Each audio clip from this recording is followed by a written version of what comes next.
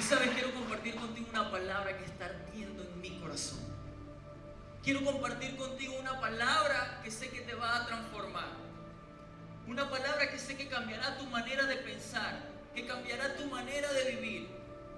Que vas a entender que lo que has hecho hasta ahora, quizás hay cosas que están bien, otras no están bien.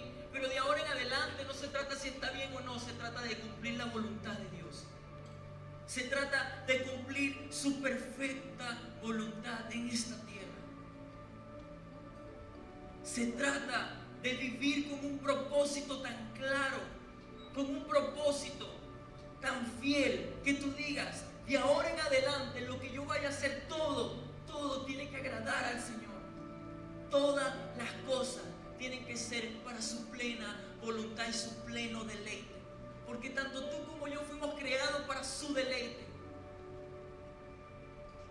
Para que el Señor desde los cielos vea y diga, mira mi hijo y mira mi hija, cómo me agrada que el Espíritu Santo habite en ti a tal punto que tu corazón se conecte con su corazón, que su presencia sea derramada en tu vida. Y este tema le puse por título, la luz te está llamando. Repite conmigo, y la luz te está llamando. Ahora mira a tu vecino y dile, no me molestes en este momento. Ahora ve el del otro lado, dile, tú tampoco. Dile, hablamos en lo que salgamos. Eso sí, bríndame un café, dile. El que hable, brinda el café, ¿sí? Ok, la luz te está llamando. Y fíjate algo, en la vida nosotros tenemos distintos llamados. Distintos llamados, hay muchos llamamientos. ¿Por qué? Porque lo que nosotros vemos, lo que nosotros vivimos no es porque simplemente es casualidad, no. Es porque tiene un llamado desde el inicio, tiene un llamado antes de la creación del mundo. Todas las cosas tienen un sentido. Todas las cosas tienen un nombre. Y si tú estás aquí y estás ahora es porque realmente tú tienes un llamado de parte de Dios. Y ya vamos a hablar, a profundizar más sobre esto. Tienes un llamado de parte de Dios. Hay 3 llamamientos en nuestra vida. 3 llamamientos. Y el primer llamado es el llamado a la vida. Repita conmigo, diga, llamado a la vida. ¿Sabe? Antes de la fundación del mundo, ya Dios te tenía en tus planes. Ya Dios te tenía en su planificación. Ya Dios sabía cuándo tú ibas a nacer. Y sabes, normalmente como jóvenes cargamos situaciones difíciles. Muchas veces nuestros padres dicen, yo no te quería, tú eras un accidente para mí. Porque simplemente nos tuvieron a los 18, 19 años. Y comenzamos a caminar con una frustración tan tremenda. Comenzamos a caminar con inseguridades. Entonces llegamos a la universidad, vemos un grupo y simplemente no nos acercamos porque somos tan inseguros que sentimos que ese grupo no es para nosotros, porque desde que estamos pequeños nos están diciendo que somos un error. Desde que estamos pequeños nos dicen que nos va mal en los estudios porque somos brutos o brutas.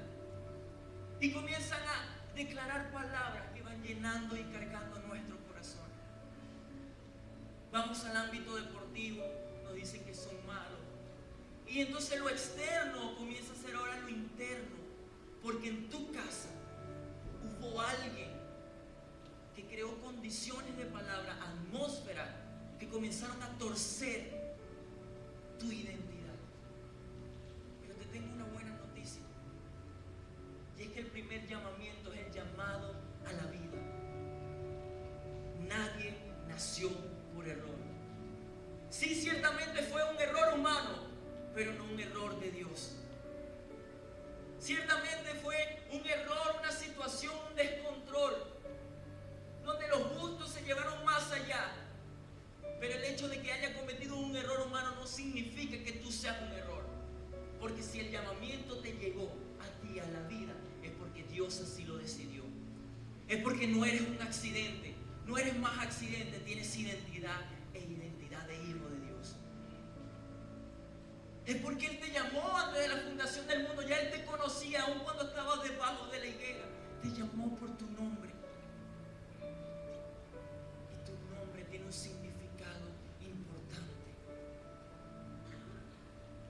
Estás llamado a la vida. Ve a la persona que tienes a tu lado y dile, no eres un accidente. No eres un accidente. El enemigo ha querido engañarte con una identidad que no es.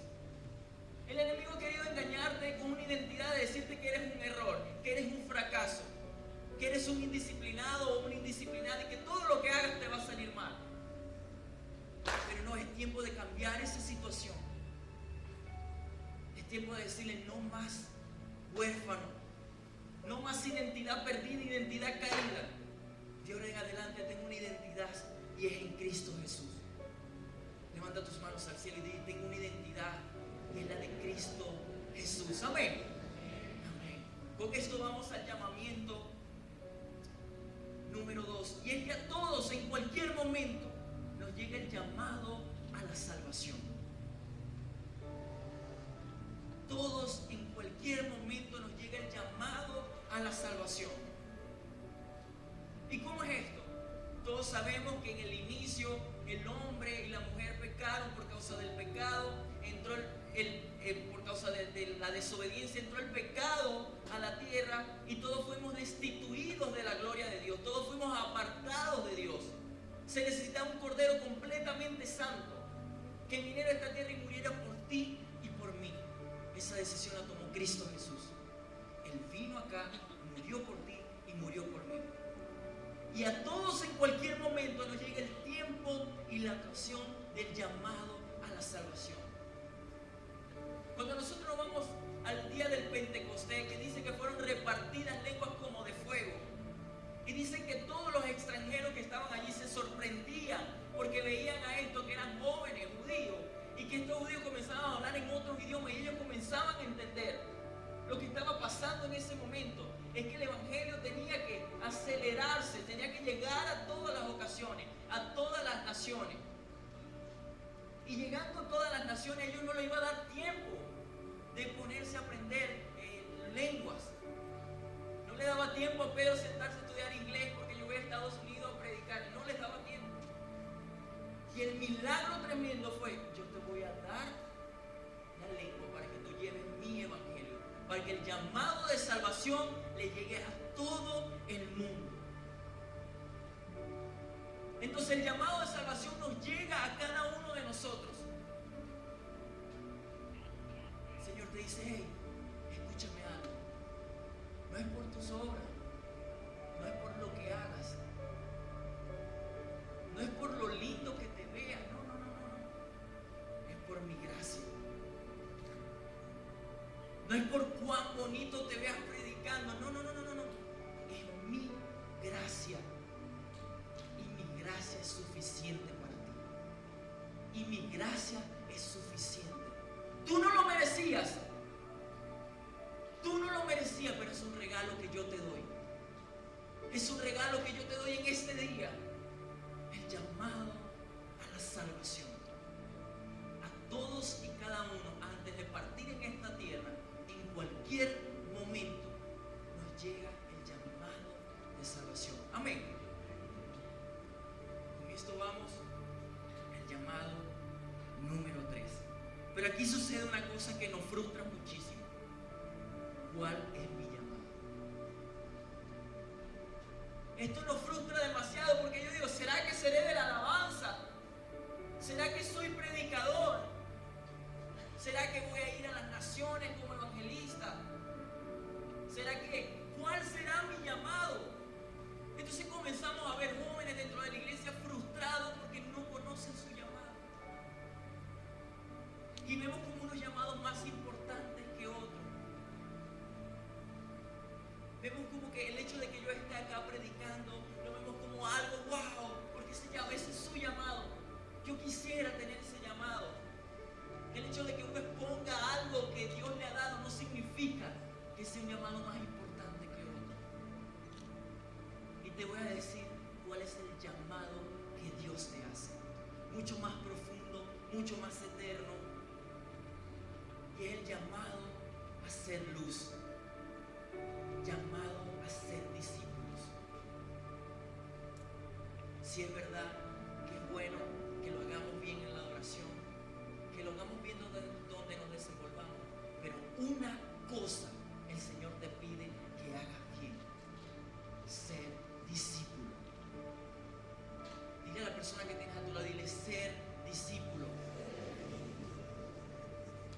Quiero leer contigo Mateo 3, del 13 al 14. Dice: subió Jesús a una montaña y llamó a los que él quiso, los cuales se reunieron con él. Los designó a 12, a quienes nombró apóstoles, para que lo acompañaran y para enviarlos a predicar. Para que lo acompañaran y enviarlos a predicar. Pero lo curioso es que lo llamó apóstoles. Y mientras leía qué significaba apóstol, ciertamente todos decimos: sí, es enviado el tema. Pero no es una palabra que Cristo Jesús inventó. Recuerden que en esos tiempos estaban bajo el Imperio Romano. Y el Imperio Romano tenía una particularidad: como era un imperio tan grande, ellos iban y conquistaban en todas las naciones. Pero en todas esas naciones que ellos iban, ellos tenían como unas personas que le llamaban los apóstoles, que ellos se encargaban de ese nuevo territorio que era conquistado por el Imperio Romano. Ellos iban hasta allá, entonces les comenzaban a enseñar su cultura. No bastaba con conquistarlo, sino que ellos querían llevar la cultura de Roma hasta ese lugar. Entonces el apóstol iba, ¿y qué hacía? Comenzaban a enseñar todo lo que ellos hacían constantemente: la comida, las religiones, sus prácticas, todo y cada una de sus cosas. O sea, ellos metían a Roma en esos nuevos territorios. Eso era lo que ellos hacían. ¿Qué hizo Cristo? Cristo dice: ahora yo los voy a llamar apóstoles, para que en cualquier lugar, cualquier casa, cualquier sitio donde llegue, el reino de los cielos se establezca como la cultura principal de ese lugar. Cuando Cristo Jesús viene y te dice: ¿cuál es tu llamado? ¿Cuál? Dice tú: ¿cuál es mi llamado? Ser discípulo, ser apóstol. Y no te estoy diciendo que de aquí vas a salir a donde el pastor José: tengo llamado a ser apóstol. No. Te estoy diciendo que como discípulo tú vas a ser enviado. No solamente llevar la cultura a las casas y a las células, sino en todo lugar donde tú te desenvuelvas. Porque te voy a decir algo: tu llamado principal es llevar la cultura del reino a tu trabajo. Es llevar la cultura del reino a la universidad. Tu trabajo es llevar la cultura del reino en cualquier lugar donde tú te desenvuelvas. Ser luz en medio de la tiniebla. Ser luz en medio del caos. Tu trabajo es que donde llegue digan: este chamo tiene algo diferente, tiene algo que no sé cómo explicar. Se llama la luz de Cristo Jesús. Se llama la cultura del reino. ¿Saben algo que decían los apóstoles de los romanos? Ellos tenían una frase importantísima. Tenían un dicho y decía: recorreré y enseñaré en esta tierra, por si algún día el emperador nos visita, se sienta como en casa. Mi pregunta es esta: si Dios te visita hoy en tu trabajo, en tu casa, en la universidad, ¿cómo se sentiría? ¿Se sentiría como en casa? ¿O habría algo distinto? Cuando el Rey de Reyes y Señor de Señores visite tu trabajo, donde te desenvuelves, ¿cómo se sentiría? ¿Estaríamos siendo luz en medio de las tinieblas? ¿O estaríamos inmersos en las tinieblas? Tu llamado es más valioso de lo que tú crees. Y si no todos ciertamente van a ser pastores, no todos ciertamente van a ser profetas, no necesariamente, pero sí todos podemos ser discípulos y luz en cualquier lugar donde nos encontremos. Amén. ¿Cuántos son luces ahora en adelante? ¿Cuántos son discípulos del Señor? Que es nuestro llamado más importante. Bríndale un fuerte aplauso al Rey de Reyes y Señor de Señores.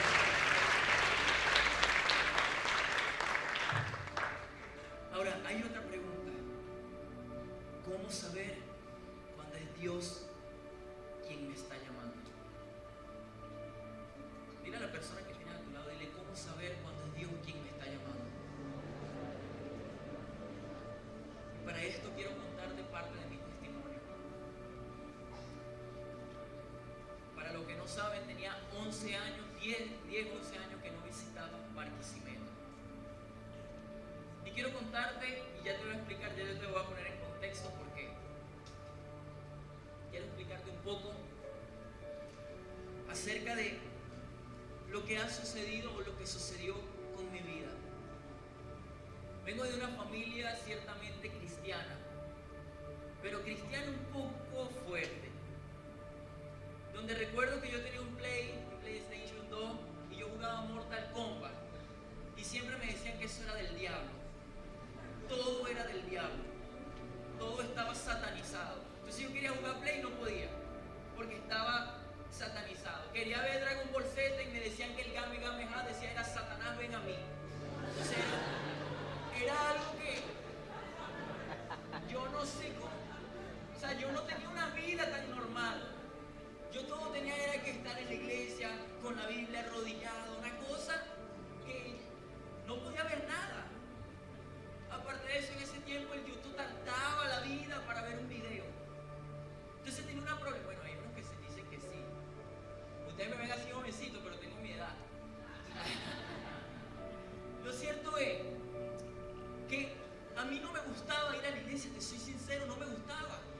Porque en la iglesia llegábamos a las 8 de la mañana, había escuela dominical, después de la escuela dominical había otra cosa, ya ni recuerdo. Después entonces venía la adoración, duraba como 2 horas, después predicaba uno, predicaba otro, y al final el pastor daba un resumen de todas las prédicas. Imagínense. Y yo, mira, yo no dicen que sí, les pasa. Ajá. ¿Y qué sucedía con esto? Yo estaba muy pequeño y yo simplemente, como la iglesia quedaba cerca de la casa, me iba hasta mi casa. Yo me iba y comenzaba a jugar Play, Mortal Kombat escondido. ¿Verdad? Yo jugando ahí con el diablo escondido, ¿verdad? El punto es que yo no quería nada de eso. Pero también porque vengo de una familia donde lamentablemente mi mamá y mi papá no se la llevaron tan bien. Y en esa situación comencé a crecer donde me daba vergüenza acercarme a ciertos círculos de amistad. Era muy llorón, por todo lloraba. Me gustaba echar broma, pero no me gustaba que me echaran broma. Entonces lloraba y lloraba y lloraba. Me decía Magdalena, de tanto llorar. María Magdalena, imagínense. Y en esa lloradera y todo el tiempo me la pasaba en eso. Y comencé a crecer con ciertas cosas. Aparte de mi papá, entrenador deportivo, entrenador de taekwondo. También nos satanizaban un poquito, ¿sabes? La iglesia tradicional, más el taekwondo, echar patadas, y culturas coreanas. Decían, estos son de la nueva era. Entonces decían un poco de cosas. Entonces, a mí me comenzaron a formar como un atleta deportivo, como un atleta para el taekwondo. Y fui creciendo y creciendo. Y voy con mi deporte, haciendo peso y broma y tal. Y venía para acá, para Barquisimeto. Y lo que quería decirle era que Barquisimeto antes representaba un lugar de sufrimiento para mí. Cada vez que yo venía para acá, tuve 2 competencias. Una tenía que ir a un sudamericano en Perú y otra a un mundial en China, Taipei. Imagínense, un poquito más allá de Cubiro, ¿verdad? Ajá. Pero el Cubiro es lejos, según el pastor. Lo cierto es, escúcheme algo, lo cierto es que para la primera competencia que viene en el gimnasio de los gemelos, lo que sucedió es que yo nunca había ganado en taekwondo. Primera vez que venía a un nacional. Y en ese nacional, cuando ya iba en la última pelea, una de las compañeras mías, ella entró al ring y ella como ganó, hizo la medalla de oro, ella usó un casco, entonces se llevó el casco de ella y fue tras el casco mío y se lo llevó también, la careta. Y se lo llevó y cuando yo entro que busco el casco, ¿dónde está? Viene y me descalificaron. Entonces perdí la oportunidad de ir a un sudamericano. claro, tenía que pelear, pero internamente yo sabía que podía hacerlo bien. Cuando yo salgo de ahí, entre lloro y lloro, tenía solamente 15 años, 16 años, llorando. Recuerdo que se me acerca una persona y me dice, tranquilo, tranquilo, el tiempo de Dios es perfecto. Yo seguí llorando, no le presté mucho la atención al tiempo de Dios es perfecto, ¿verdad? Yo seguí llorando, mi tema, me fui a Calabozo, lejísimo el viaje de paso. Sin embargo, al año siguiente vine para una nueva oportunidad y en esa nueva oportunidad me quedé en semifinales. La frustración entraba a mi vida porque era lo que más amaba. Después se nos dio una oportunidad, pero no fue acá en Lara, sino fue en Puerto La Cruz, y allí sí tuve la oportunidad de ganar y quedar como selección de Venezuela. Pero lo que te quiero decir es que acá en Barquisimeto representaba un lugar de dolor y de angustia y de aflicción. Pero ¿sabes algo? Los lugares de angustia, de aflicción, los lugares difíciles, cuando tú le crees a Dios, después cambian para bien. Después de ser un lugar de aflicción, ahora es un lugar de bendición, porque estoy aquí con ustedes compartiendo una palabra del reino. Amén.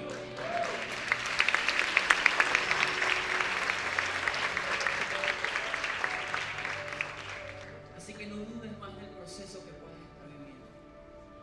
Tiempo después, mis padres son llamados a ser pastores, a abrir una iglesia, a abrir una congregación. Y ellos salen y mi hermana y mi cuñado eran los líderes de jóvenes, eran los líderes de adoración, eran los líderes de medio, mano derecha del pastor, casi que apóstoles de Cristo. Estaban en toda esa gente. Y a medida que iban trabajando en la iglesia se enamoraban más de la obra de Dios. Pero ¿sabes qué sucedió? Una mala decisión los llevó a irse a escondidas. Ellos eran novios, querían casarse y no sé qué situación, ellos lo sabrán. Y ellos se fueron y la iglesia se fue abajo. Porque el sostenimiento no lo estaba haciendo Dios. Las bases eran ellos, no era Dios. Y la iglesia se fue en picada. ¿Y sabes algo? En una ocasión, cuando ellos se van, yo veo a mis padres angustiados, veo a jóvenes de la iglesia en fotos con ellos ya en Caracas.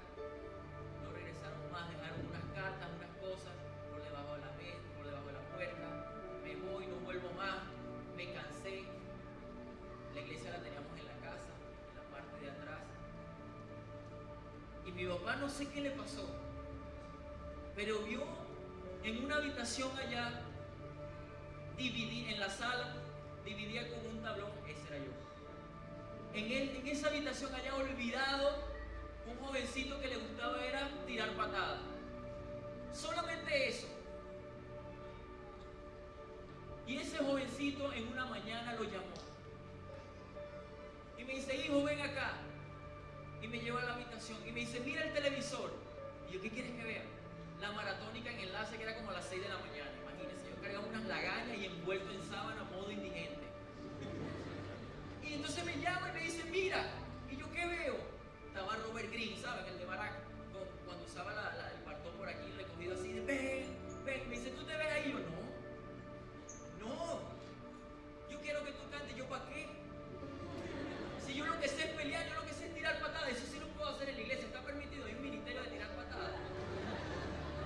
Y me dice, no, pero yo quiero que tú te veas allí. Y me llamó muchas veces, muchas mañanas, 5 o 6 de la mañana.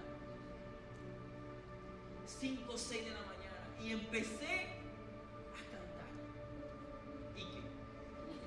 Me entregó una guitarra también. Y me decía, para que aprenda. Pero usted sabe lo que yo ensayaba en el cuarto. Unas canciones de Romeo Santos. Entonces ellos esperaban que yo cantara la de, no sé, una de Barack. Ellos pensaban que yo cantara una de Marcos Witt. Gracias, Señor. Y yo era solo por un beso. Estaba completamente en otra onda, perdido. Porque ¿sabes algo? No lo estaba haciendo por Dios, lo estaba haciendo por mi papá. Y lo comencé a hacer por él. Nos quedaron 2 o 3 jóvenes cuando el equipo de danza en ese tiempo se paraba en la iglesia, que iban a tener un especial, la iglesia quedaba vacía, quedaban ahora en el escenario. Teníamos que esperar que ella se bajara para que se llenara la iglesia. Y fue una completa locura. Pero lo que quiero decirte es que en una ocasión yo durmiendo ahí en mi sala, no tanto en intimidad, de hecho protocolo hacía el café en mi cuarto, imagínense ustedes, tremendo. Yo me vestía y pasaban los servidores y yo, ¡epa! Bueno, pues ahí teníamos un tiempo excelente, ¿verdad? Lo que quiero decirte es que en ese momento yo le digo, Señor, yo no quiero seguir así. Yo no quiero seguir así. Yo quiero verdaderamente conocerte. Yo no quiero seguir porque esté agradando a mi papá, que venía frustrado siempre de la adoración. La gente no quería escucharme. Aparte que yo era del ministerio de piedra de tropiezo, ¿verdad? La gente oraba y no decía reprendo a Satanás, sino reprendo a Raúl. O sea, era una problemática que tenía. Yo decía, Señor, no quiero seguir estando así. Yo ahora quiero ser alguien diferente. Yo quiero escucharte a ti. Yo quiero escucharte. Quiero escuchar tu voz. Y recuerdo que escuchando esas canciones locas en mi computadora, ¿verdad? En un momento, no sé si fue Dios, no sé si fue el Espíritu Santo que le dio clic, no sé. Comenzó una canción de Marcos Witt que dice, quiero escuchar tu dulce voz. Se me quebranta la voz porque sé lo que estaba viviendo en ese momento. Y recuerdo que me arrodillé y le dije, Señor, yo quiero conocerte de verdad. Señor, te necesito. Y sabe, en ese momento Dios no me dijo nada, pero tiempo después sucedió algo que sé que cambió mi vida y sé que va a cambiar la tuya. Después de ese momento que me sentí por primera vez abrazado, sentí como que algo cayó sobre mí. No me dijo nada, pero sentí que algo cayó sobre mí. En ese momento, mira lo que sucedió. Después que pasa ese tiempo, me hicieron una transferencia. Pasé de la sala ahora a dormir en la cocina. O sea, avancé de nivel, ¿verdad? Y ya estaba ahora en la cocina, me lo transformaron, ¿verdad? Todavía quedaban unas cocinas, unos mesones allí medio atravesados, pero estaba un poco más cómodo. Ya no hacían el café en mi cuarto ni nada por el estilo. Lo que quiero decirte es que en una noche sucedió algo. Estaba dormido 3 de la mañana, ventana, todo abierto y aire apagado. Yo soy friolento, team friolento. Y en eso escucho una voz que dice, Raúl. Raúl, decía. Una voz, un solo llamado. Raúl. Me levanté. En lo que me despierto veo todo cerrado, todo apagado, todo oscuro. Abro la puerta, voy a donde mi papá está dormido. Y yo, mi papá me llamó. Me volví impresionado, me acosté. Yo no tengo problema para agarrar el sueño por mucha revelación que haya. Y sabes, en la mañana comienzo a googlear, porque te voy a mentir que yo sabía de la Biblia. Comienzo a googlear. ¿Y sabes dónde me lleva el líder Google? Primera de Samuel 3, del 1 al 10. Dice, el joven Samuel servía al Señor en presencia de Elí. La palabra del Señor escaseaba en aquellos días. Las visiones no eran frecuentes. Y aconteció un día, estando Elí acostado en su aposento, sus ojos habían comenzado a oscurecerse y no podía ver bien. Cuando la lámpara de Dios aún no se había apagado y Samuel estaba acostado en el templo del Señor, donde estaba el arca de Dios, que el Señor llamó a Samuel y él respondió, aquí estoy. Entonces corrió a Elí, Samuel corrió a Elí y le dijo, aquí estoy, pues me llamaste. Pero Elí le respondió, yo no he llamado, vuelve a acostarte. Y él se fue y se acostó. El Señor volvió a llamar, Samuel, y Samuel se levantó, fue a Elí y dijo, aquí estoy, pues me ha llamado. Y él le dijo, yo no te he llamado. Entonces él volvió a llamar y Samuel le responde, Elí le responde, yo no te he llamado, vuelve a acostarte. Y Samuel no conocía aún al Señor, ni se le había revelado palabra del Señor. El Señor volvió a llamar a Samuel por tercera vez y él se levantó, fue a Elí y dijo, aquí estoy, pues me llamaste. Entonces Elí comprendió que el Señor estaba llamando al muchacho. Y Elí le dijo a Samuel, ve y acuéstate, y si él te llamó dirás, habla Señor, que tu siervo escucha. Y Samuel fue y se acostó en su aposento. Entonces vino el Señor y se detuvo y llamó como en las otras ocasiones, Samuel, Samuel, y Samuel respondió. En ese mismo momento yo entendí que el Señor me estaba llamando. Pero te miento si yo escuché una voz estruendosa, una voz celestial, una voz única. No. Escuché la voz que yo reconocía como mi autoridad. Porque cuando Dios te llama por algo que tú conoces. Dios nunca te va a llamar por cosas extrañas. Dios te llama por alguien que tú reconoces como tu autoridad. En ese mismo momento yo entendí que mi vida había cambiado por completo. Que ya no era solamente echar patadas, que ahora era atender un llamado. Que ahora era cuidar un llamado. Que ahora era decirle: Señor, aquí estoy. No soy el más preparado, no sé cantar, no sé tocar, no sé predicar, no sé hacer nada. Pero aquí estoy. Aquí estoy. Y si tú te empeñaste en mí, ¿quién soy yo para decir que no? ¿Sabes algo? El menos certificado, el menos calificado, la burla de todos, el más dolido, con un dolor en su corazón, fue el que Dios decidió llamar. Porque Dios no mira tu talento, Dios no mira lo alto de tu estatura, Dios no mira lo que los hombres ven, Dios mira tu corazón. Y si no estás preparado, no te preocupes, Dios te prepara para lo que Él te llamó. Puedes tener la plena confianza. Así que Dios te está llamando a ser luz, no por tus talentos, no por lo que hagas o te desenvuelves, sino por tu corazón. Así que si tienes una lámpara en tu mano, como las 10 vírgenes, que habían 5 sensatas y 5 insensatas, pero las 5 le llegaron y le dijeron: danos del aceite porque el de nosotros se acaba. Y le dijeron: no te lo puedo dar, porque a nosotros entonces nos va a faltar.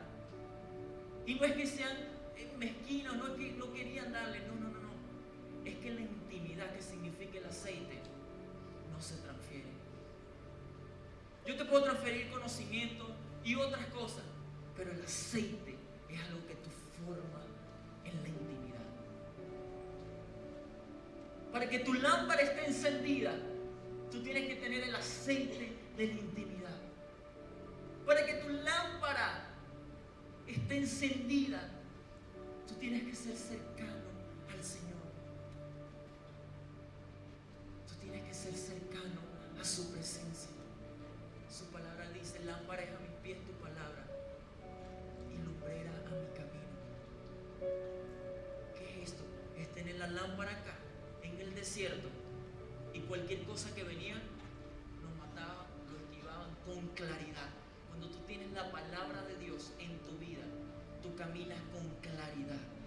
Tú caminas con claridad, porque la palabra revelada es la que ilumina tu camino. El Espíritu Santo es el que te guía tu camino. Así que no importa si no están tan bien preparados. No importa si estás en situaciones difíciles. El llamado está en tu vida. El llamado está en tu vida. Y aunque el enemigo venga a querer mentirte, aunque el enemigo venga a querer dañarte ferozmente en estos últimos tiempos, tú le dices: no me aparto, porque la gran revelación de estos tiempos es que el amado viene y que yo voy a tener mi lámpara encendida, y no solamente yo, sino que voy a ayudar a otros a que puedan encender su lámpara. Yo quiero ser un instrumento útil en sus manos. Yo quiero ser un instrumento útil para el Señor. Mi lámpara tiene que estar encendida con la intimidad. Mi lámpara tiene que estar encendida con la búsqueda a Dios. El pastor ayer lo decía: la oración, la intimidad, el acercarse a alguien, ser luz en medio de las tinieblas. Y te voy a decir algo. Cuando hay caos es porque se va a levantar una luz. La tierra estaba desordenada y vacía, y después de todo eso el Señor dijo: sea la luz. El pueblo de Israel estaba en opresión. Dios llama a Moisés: Moisés, a través de algo que él conocía, algo que estaba ardiendo, y le dice: quita tu calzado. En pocas palabras, vas a brillar mucho, pero cuando estés brillando, recuerda que siempre ha sido mi gracia. Mantén los pies sobre la tierra, porque el que te está llevando a nuevos niveles soy yo. Dáselo fuerte al Rey. Recuerda Dios te está llamando. Dios te está llamando. Y para finalizar te voy a decir algo. Somos una generación privilegiada. Porque hemos visto muchos despertares en toda la historia. Pero te voy a decir algo más importante. Te voy a decir algo más importante. Hemos visto despertar de salvación, de milagros, pero ahorita hay algo mucho más impresionante. Y es que ya no es por algo. El despertar no es por algo, es por alguien. Es por alguien. Y ese es Cristo Jesús, el esposo, el novio. El novio.